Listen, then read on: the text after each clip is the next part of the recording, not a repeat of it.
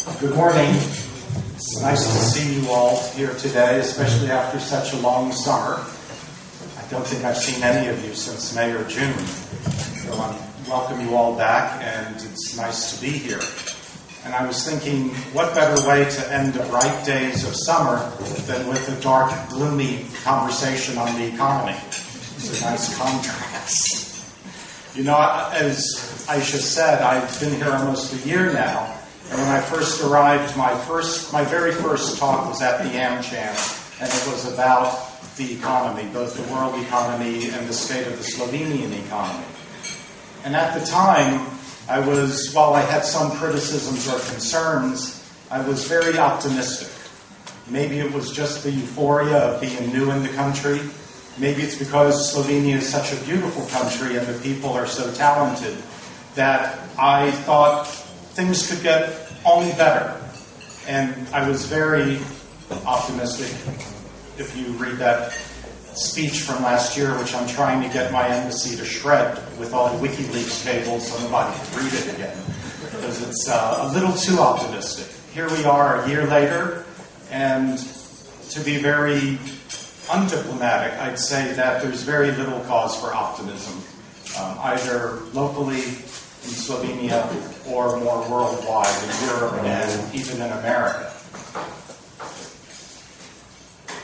Appropriately, today's discussion is focused on where are we going? Perhaps a better question is, are we going anywhere? Or are we just standing still? And by we, as I mentioned, I mean America as much as Slovenia. These are very difficult economic times everywhere for everyone. So let's start with the United States so people don't think I'm just critical of my host country here.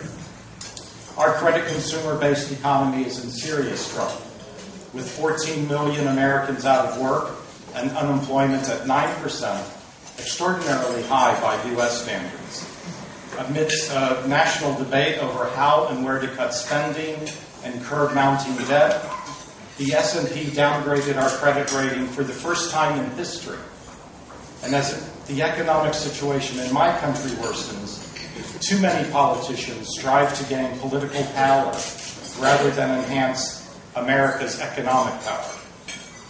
Then across the Atlantic, the EU faces its own sovereign debt crisis, a crisis that is really about how to sustainably manage the future of the union's currency. Even China is facing economic stress from rising inflation and negative effects from its incredible growth, which largely relies on the U.S., of course, and the EU for its exports. Along the Mediterranean coast, an unprecedented Arab Spring has led to new hope in the Middle East and produced welcome political and social changes. Yet this upheaval has yet to send out any significant economic ripples that, at least in the medium term, have added, if anything, to the global economic instability.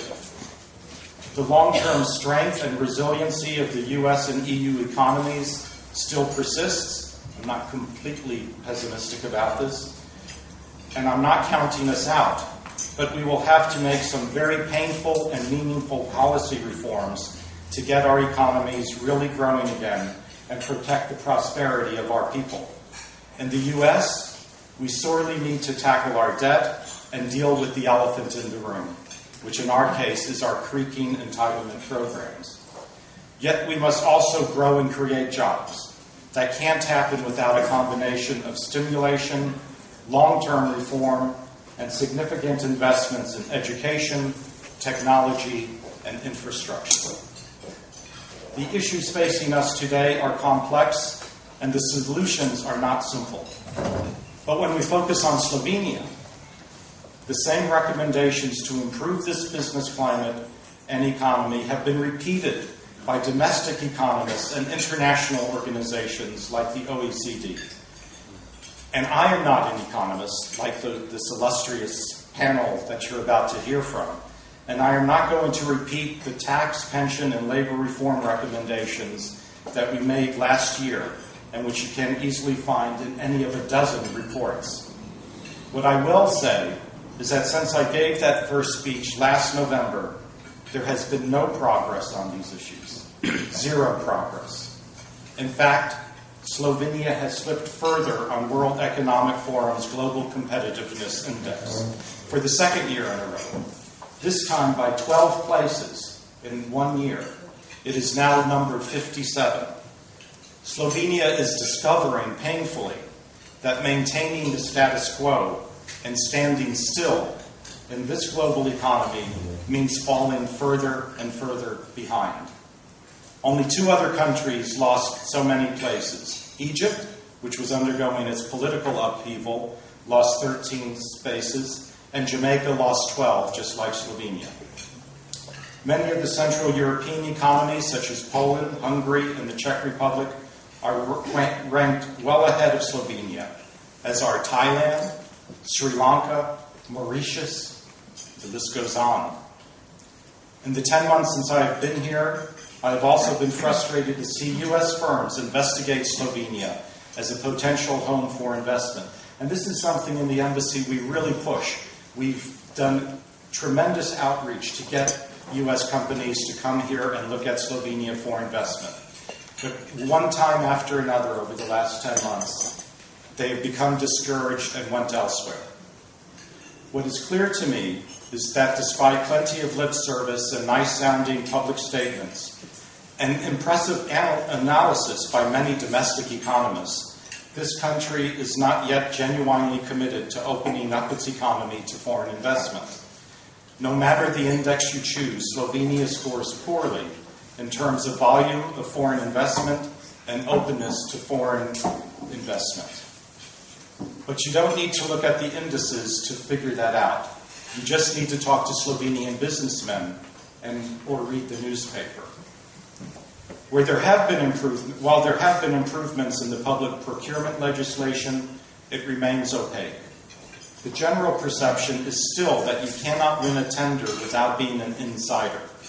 Allegations of corruption haunt almost every large public procurement, and the privatization of state-owned enterprises 20 years after your independence is far from complete.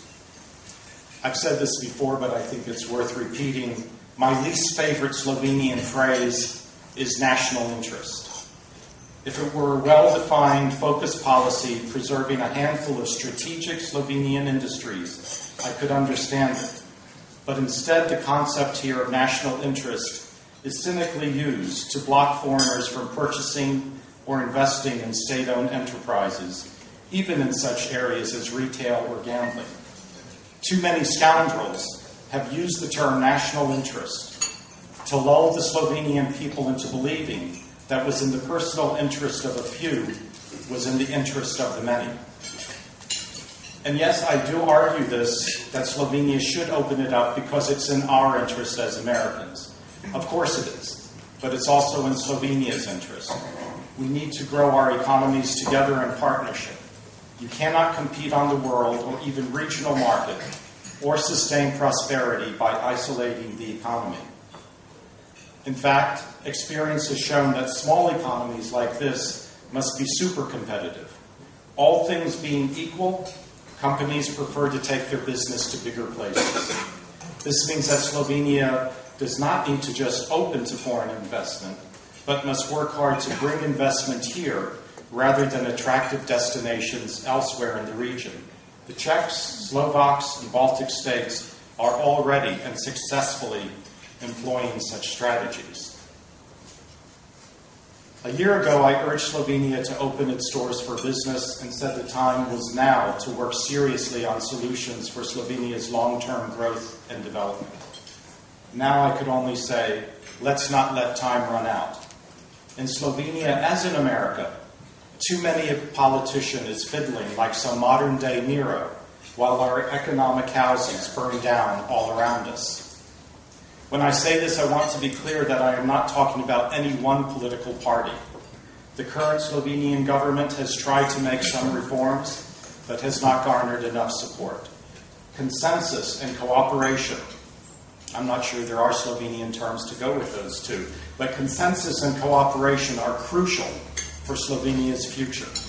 You cannot retain the highest level of prosperity of any former socialist state without opening up the economy to investment and embracing rather than trying to avoid competition.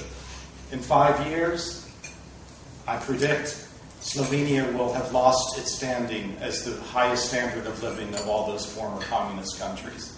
The window is closing and there's little time left. I also want to renew my call for taking a fresh look at what we can all do to strengthen U.S.-Slovenian commercial and economic ties.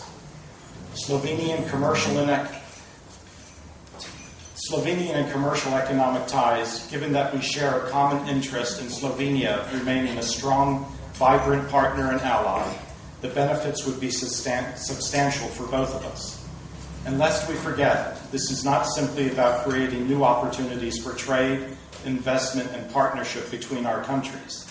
Such closer ties in turn will enhance the stability and security of a region, the Balkan region, that is counting on a strong, economically solid Slovenia to lead the way and inspire the rest of this area.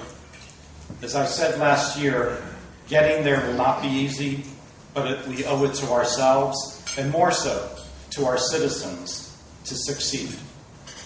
Thank you very much.